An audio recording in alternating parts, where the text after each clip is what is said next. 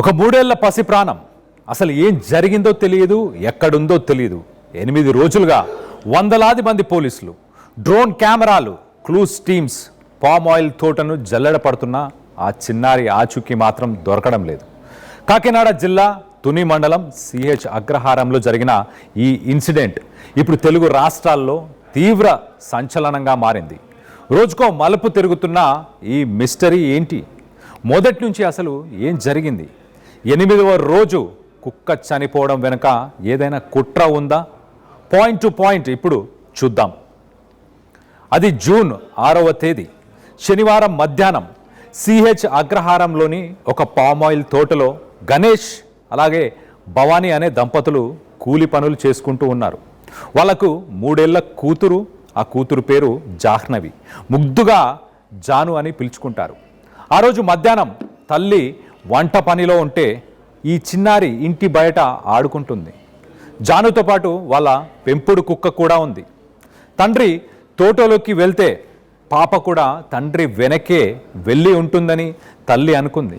కానీ సాయంత్రం తండ్రి ఒక్కడే తిరిగి వచ్చాడు. అప్పుడే ఆ కుటుంబానికి అర్థమైంది, తమ కంటి పాప కనిపించకుండా పోయిందని. పాప మిస్ అయిన రోజే సాయంత్రం ఒక వ్యక్తి ఆ చిన్నారిని కొండ ప్రాంతం వైపు చూశాడు. ఆ సమయంలో పాప పక్కనే వాళ్ళ పెంపుడు కుక్క కూడా ఉంది. ఆ వ్యక్తి చిన్నారిని మరి కాపాడదామని దగ్గరికి వెళ్ళబోతే ఆ కుక్క కొంత వింతగా ప్రవర్తించింది. గట్టిగా మొరుగుతూ అతడిని పాప వైపు రానివ్వకుండా అడ్డుకుంది. దీంతో అతను భయపడి వెనక్కి వచ్చేసి ఊళ్ళో వాళ్లకు చెప్పాడు. ఆ రాత్రికి రాత్రే తల్లిదండ్రులు పోలీసులకు ఫిర్యాదు చేశారు. విషయం తెలిసిన వెంటనే జిల్లా ఎస్పీ ఆదేశాలతో తుని రూరల్ పోలీసులు అలర్ట్ అయ్యారు. దాదాపు 200 మంది పోలీసు సిబ్బంది, ఎస్డిఆర్ఎఫ్ టీమ్స్, ఫారెస్ట్ అధికారులు వీరందరూ రంగంలోకి దిగారు. దట్టమైన అడవి కావడంతో డ్రోన్ కెమెరాలు వాడారు. కానీ సరిగ్గా అదే సమయంలో ప్రకృతి కూడా సవాలు విసిరింది. భారీ వర్షం పడటంతో పోలీస్ డాగ్స్ గాలింపు చర్యలకు తీవ్ర ఆటంకం కలిగింది. అయినా సరే పోలీసులు వెనక్కి తగ్గలేదు.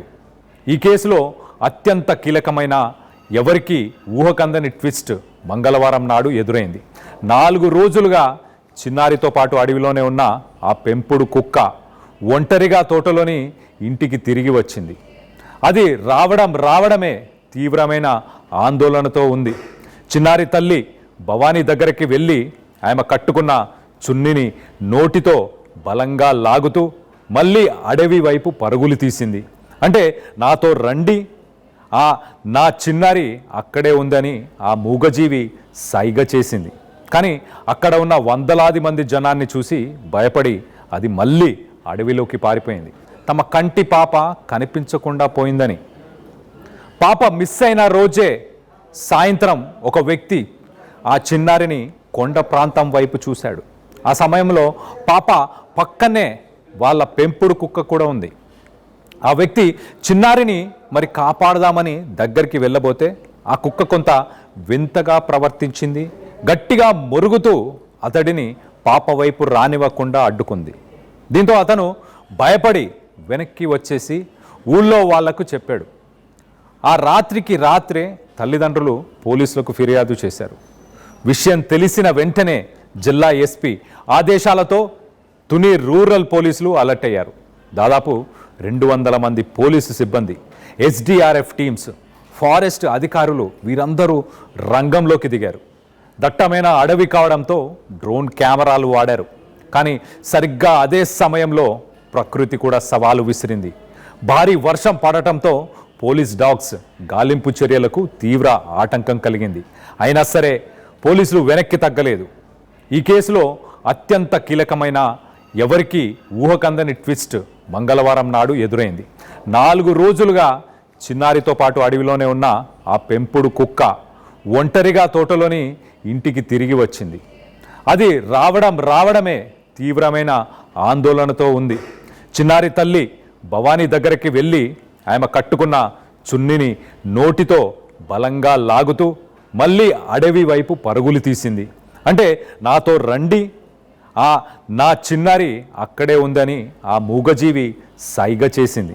కానీ అక్కడ ఉన్న వందలాది మంది జనాన్ని చూసి భయపడి అది మళ్ళీ అడవిలోకి పారిపోయింది. పాప ఎక్కడుందో ఆ కుక్కకు ఖచ్చితంగా తెలుసని పోలీసులు నిర్ధారించుకున్నారు. హైదరాబాద్ నుంచి ప్రత్యేకంగా ఒక GPS ట్రాకర్ను తెప్పించారు. దాన్ని కుక్క మెడకు కట్టి అడవిలోకి వదిలితే అది వెళ్ళే రూట్ ద్వారా పాపను కనిపెట్టవచ్చని ప్లాన్ చేశారు. కానీ ఆ కుక్క తీవ్రమైన షాక్లో ఉండటం, అలాగే నీరసించిపోవడం, దానికి ట్రీట్మెంట్ ఇచ్చి శాంతపరిచే ప్రయత్నం చేశారు. ప్రస్తుతం పోలీసులు 3 కోణాల్లో దర్యాప్తు చేస్తున్నారు. పాప అడవిలో దారి తప్పిందా, క్రూర జంతువులు ఏమైనా దాడి చేశాయా, లేక తల్లిదండ్రుల పాత గొడవల వల్ల ఎవరైనా కిడ్నాప్ చేశారా? ఉన్నత అధికారులు సైతం ఈ కేసును సీరియస్గా మానిటర్ చేస్తున్నారు. పాప ఆచూకీ చెప్తే ₹1,00,000 రివార్డు కూడా అనౌన్స్ చేశారు. ఆ చిన్నారి ప్రాణాలను కాపాడటమే లక్ష్యంగా ఆర్టీవీ ప్రతినిధుల బృందం కూడా ఆ దట్టమైన అడవుల్లో, కొండ కోనల్లో అంగుళం వెతుకుతూ పాప కోసం ముమ్మరంగా వెతుకుతోంది. తమ పాపను ఎవరైనా కిడ్నాప్ చేస్తే తిరిగి ఇవ్వాలని తల్లి భవానీ చేతులు జోడించి అడుగుతుంటే ప్రతి గుండె తరుక్కుపోతుంది. చేతులెత్తి దండం పెడుతున్నాం సార్. మా పాపని ఎవరైతే తీసుకెళ్ళి ఉంటారో తను వదిలి నేనైతే అసలు ఉండలేకపోతున్నాను సార్.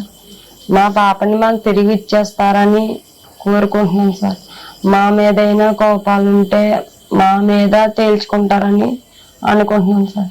ఏదేమైనా సరే మా పాపని మాకు అప్పచెప్తారని, ఈ కన్న తల్లి బాధను అర్థం చేసుకుంటారని, వాళ్ళ ఇంట్లో అక్కను అనుకుంటారో, చెల్లిని అనుకుంటారో, అమ్మను అనుకుంటారో, ఇంకేమైనా అనుకుంటారో తెలియదు.